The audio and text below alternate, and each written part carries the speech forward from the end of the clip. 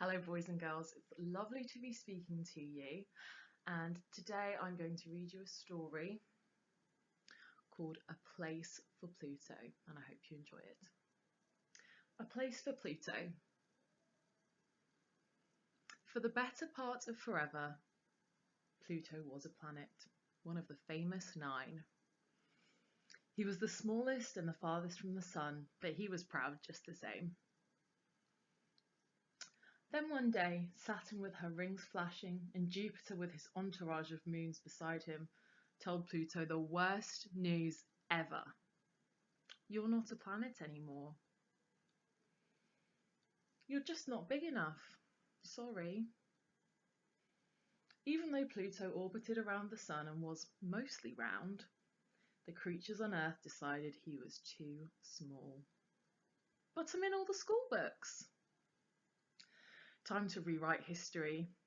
I don't have time for this. I've got visitors to prepare for. Pluto was crushed. He tried to protest it, but it was no use. Feeling sad and rejected, Pluto left with Charon and his other 4 moons by his side to find his place in the galaxy. As Pluto moved along, his friend Halley's comet streaked past. Haven't seen you in a while. Yeah, I get that a lot. Halley was a comet and still part of the solar system, but comets have tails, and Pluto did not. Pluto wasn't a comet or a planet. He was a nobody. Feeling more blue than brown, Pluto kept moving. When Pluto saw Gem, Percy and Ori crashing in as dusty, rocky comet tails, he wondered if he could join them. The meteoroids were always having fun and clowning around. This time they were trying to smash into Earth. You should try this, Pluto. No thanks. Earth is kind of like a mother to me. Then Ida, the asteroid, orbited by. Pluto and Ida were nearly the same size. Pluto thought he'd finally figured out his true identity. Hey Ida, do you mind if I join you for a spin around the asteroid belt?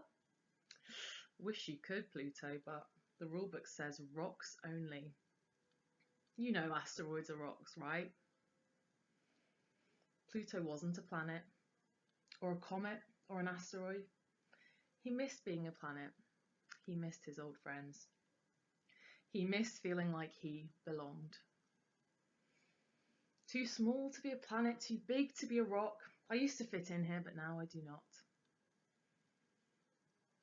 No one in the solar system was a match for Pluto. He spun around the sun like everyone else, but he wasn't a planet or a comet or an asteroid or a meteoroid.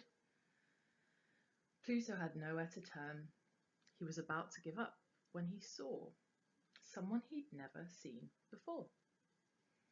He felt like he was looking in a mirror. Pardon me if I sound rude, but what are you? I'm a dwarf planet. My name is Eris, and these are my friends, Haumea, Makamaka, and Ceres. Pluto stared in wonder at the 4 dwarf planets. They were too small to be planets, but too big to be rocks. They were not planets or comets or asteroids or meteoroids. They were just like him. You're just who I've been searching for. Really? Then you should join us. Pluto felt more like himself than ever before. He couldn't wait to tell his old friends about his new ones. Turns out his old friends missed him too. We're sorry, Pluto. Just because you're not a planet anymore doesn't mean we don't love you. Pluto was over the moon. He was part of the solar system with friends both old and new. He smiled an intergalactic smile that was out of this Milky Way. Let's celebrate with some chocolate. These feelings warm me to the core. I can feel the love. You all make me dizzy.